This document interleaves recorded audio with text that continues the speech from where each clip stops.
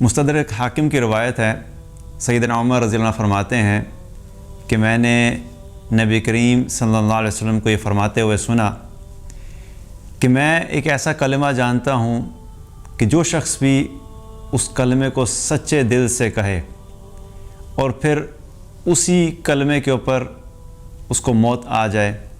تو ایسے شخص کے اوپر جہنم کی آگ کو حرام کر دیا جاتا ہے،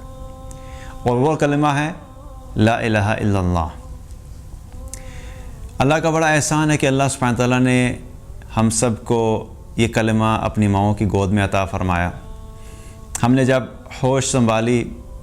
تو ہم مسلمان تھے، ہم یہ کلمہ پڑھ چکے تھے،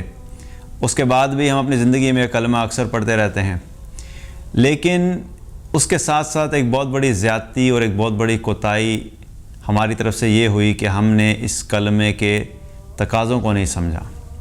اس کلمے کو اپنی زندگی میں امپلیمنٹ کیسے کرنا ہے ہم نے اس چیز کے اوپر فوکس نہیں کیا۔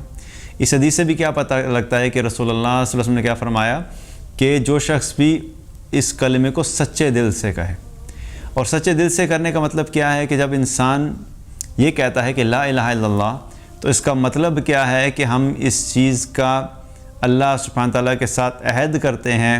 ہم اس چیز کو مانتے ہیں کہ اللہ کے سوا کوئی معبود نہیں، اللہ کے سوا کوئی عبادت کے لائق نہیں، اللہ کے سوا کوئی الہ نہیں۔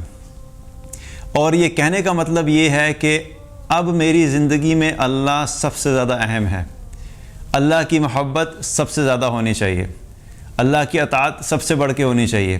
اللہ کے احکامات کی اہمیت سب سے بڑھ کے ہونی چاہیے۔ میرے نزدیک اللہ کے حکم کی اہمیت سب سے زیادہ ہے، میرا اللہ جو کام کرنے کے لیے مجھے کہے گا میں اس کام کو کروں گا، میرا اللہ جس چیز سے مجھے روکے گا میں اس سے رک جاؤں گا۔ میں اپنی زندگی کے جب فیصلے کروں گا تو میں یہ دیکھوں گا کہ میرے اللہ نے ایسی سچویشن میں کیا فیصلہ کرنے کا حکم دیا ہے۔ اگر مجھے اپنی زندگی میں کوئی کام کرنا ہے تو مجھے یہ دیکھنا ہے کہ میرا اللہ اس سے راضی ہوگا یا ناراض ہوگا۔ اگر میرا اللہ اس سے راضی ہوگا تو وہ عمل میں کروں گا، اگر میرا اللہ اس سے ناراض ہوگا تو وہ عمل میں چھوڑ دوں گا۔ تو لا الہ الا اللہ کہنا صرف زبان سے کہہ دینا تو بہت آسان ہے، لیکن اصل میں کیا ہے کہ اس کلمے کے مطابق اپنی زندگی کو گزارنا اور اللہ سبحانہ تعالیٰ کو اپنا رب ماننا، اپنا خالق ماننا، اپنا مالک ماننا، اور اس کو اس طریقے سے